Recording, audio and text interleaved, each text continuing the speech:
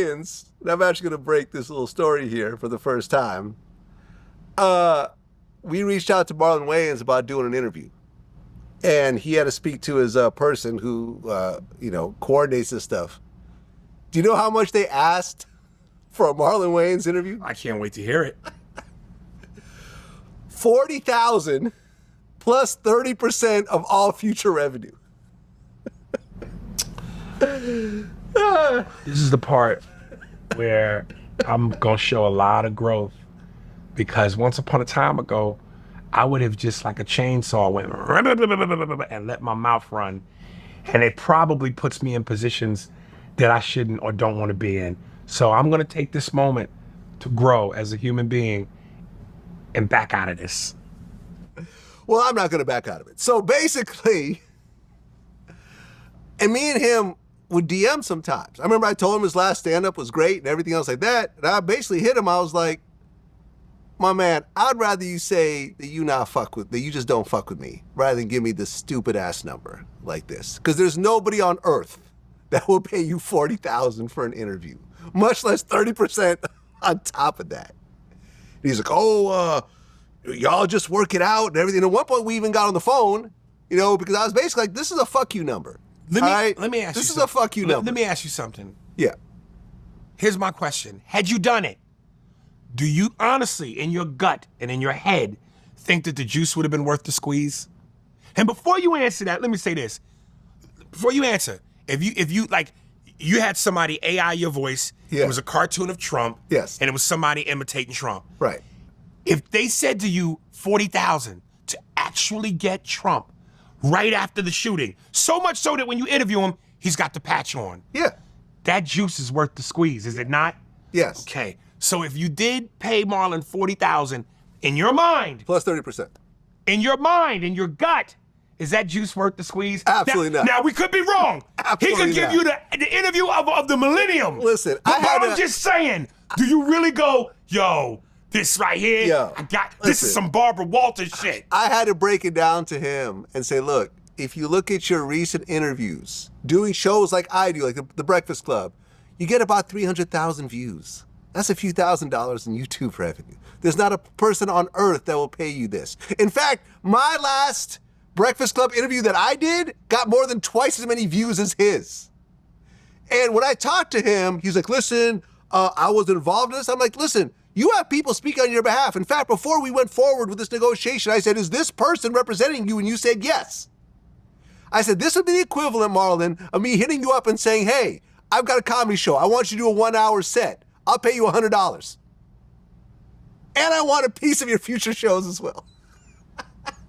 For this made smoother than your smoothest criminal. Shamo, about that money, what we get into.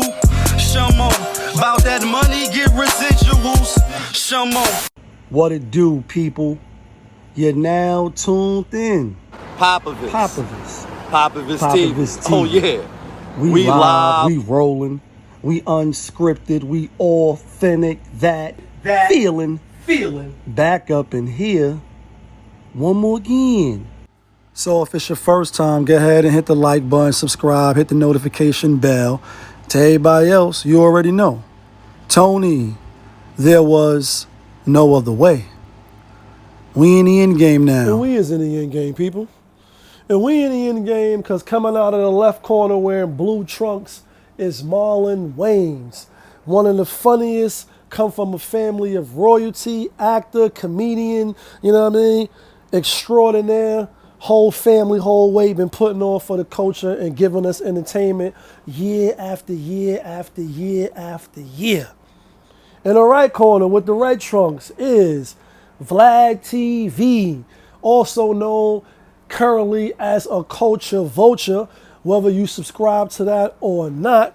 Been in YouTube for the past 16, 17 years, bringing us some of the most iconic interviews, even though the sentiment now is that, oh, but you're black, we shouldn't go on his show.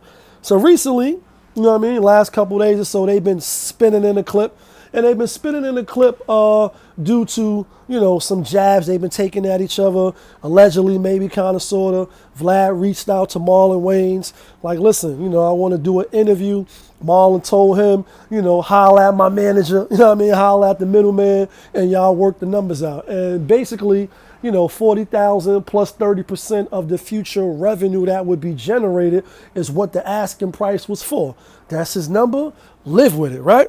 So Vlad, like, hold on, like, let me reach out, because this can't be what the number is. And as a person that was one time in the business, the entertainment business that is, or should I say the music biz, when you do reach out to people for features and stuff like that, and they got middlemen working, niggas do put their tax on, and they come up with outrageous numbers, and sometimes they outright just fuck the business up. So I can attest to that. In this case, Marlon like, no, that's, he really representing me, or those peoples is really representing me. This what my number is. So what Vlad did is he called up ARIES Spears, and they was, I guess, interviewing on some other shit. And he like, yo, let me tell a story that I never told. And woo, y'all seen the clip spinning before the intro. He like, yo, I'd rather you just say, yo, you don't want to fuck with me than to give me these outrageous numbers, whether that's your price or not. And I'll just equate it to, the manosphere and some of the men talking points when it's like, yeah, these single baby mamas, you got 3 and 4 baby daddies, and you got 2 kids with 2 baby daddies. You a single mom. You said that you're pregnant. If you're hearing now, homie that went viral, right, homie? You know what I mean? With all the diapers and the Pampers and shit. And they can ask for whatever they want to ask for. 6 feet man, 6-pack.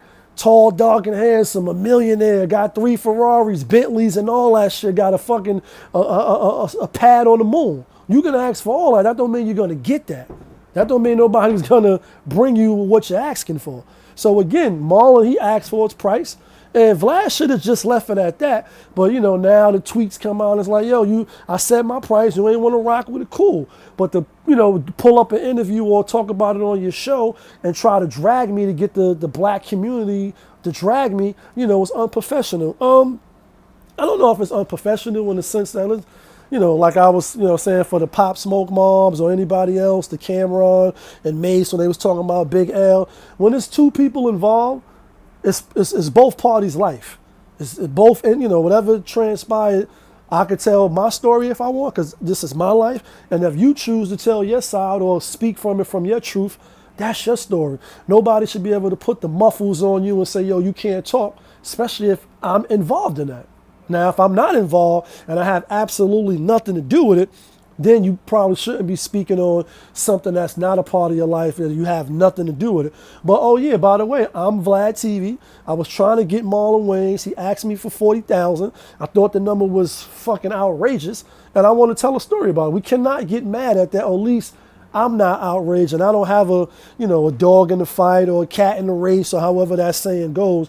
I'm neutral. So I speak from how I see it, and I got to talk about my life and how I see it. And so anyway, they have an interview.